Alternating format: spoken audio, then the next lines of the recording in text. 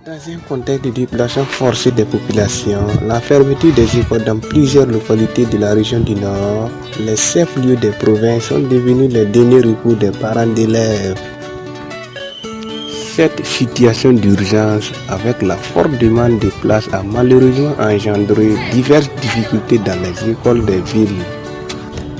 À Waïbia, la quasi-totalité des établissements primaires font face à de très larges effectifs, rendant inefficace le travail des enseignants. L'école Polyclinique a actuellement un effectif de 1958 élèves, avec 1070 déplacés internes. Voilà. Bon, les difficultés que nous vivons, c'est l'accueil des EDI, des élèves déplacés internes, qui viennent d'un peu partout. Si vous voyez actuellement, toutes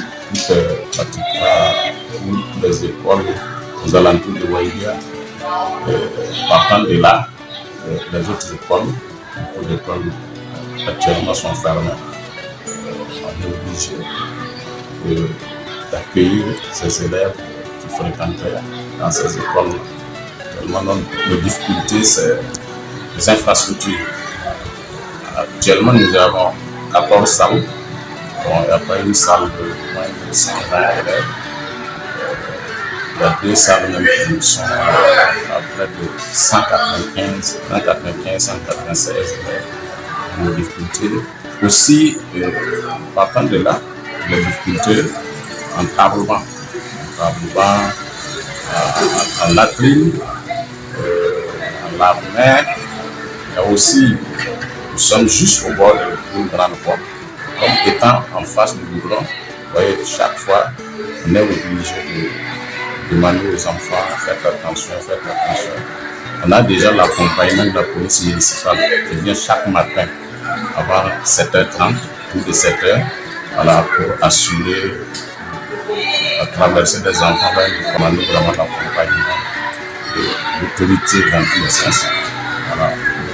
Il y a aussi les fournitures qu'on a données. Ce n'était pas suffisant pour déjà ceux-là qui étaient là. Alors que après les fournitures, après qu'on ait distribué, les élèves qui continuent de venir. Merci. Au niveau de l'accueil, en début d'année, bon, comme les enfants se rencontrent, généralement on n'a pas de. Mais ceux qui viennent après, ce que nous demandons aux élèves, c'est quand on envoie un élève nouvellement dans une classe, alors les enseignants demandent d'abord aux anciens qui y sont déjà et qui a besoin d'amis. Voilà, et généralement les enfants se bousculent, moi, bon. Et finalement, on dit, bon, comme ici vous êtes déjà 4, bon, est-ce que vous n'allez pas permettre qu'on amène l'élève là? Donc, c'est pour dire que ça fait que déjà l'enfant est accueilli par tous les autres. Et aussi, on leur demande de bien collaborer. Ouais, c'est des enfants que quand vous prenez à certains, là où ils étaient très à l'aise, ils vivaient vraiment à l'aise, mais vu les circonstances, ils sont obligés de vivre avec vous et fréquenter avec vous. Maintenant, il faut garder de très bonnes relations. Et c'est des gens qui vont repartir bientôt. S'ils repartent, voilà, vous voyez que vous serez même tenté un jour d'aller les rendre visite. Ils vont aller étudier là-bas, revenir dans les lycées, vous allez vous croiser là-bas. Donc, bon, c'est ce travail-là qu'on essaie un peu de faire sur les autres élèves, vraiment pour que la collaboration soit une situation qui est là. Et bon, nous demandons de faire des efforts pour vraiment gérer la situation, bien qu'on sait que ce n'est pas du tout facile, mais surtout à l'endroit des enfants.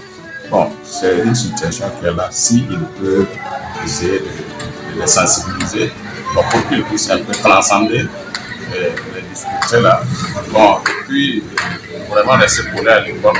Parce qu'on a espoir qu'un jour ça ira. Si dans certaines écoles, l'effectif moyen par classe est de 100 à 120, d'autres établissements primaires se retrouvent à 190 à plus de 200 élèves pour une seule classe.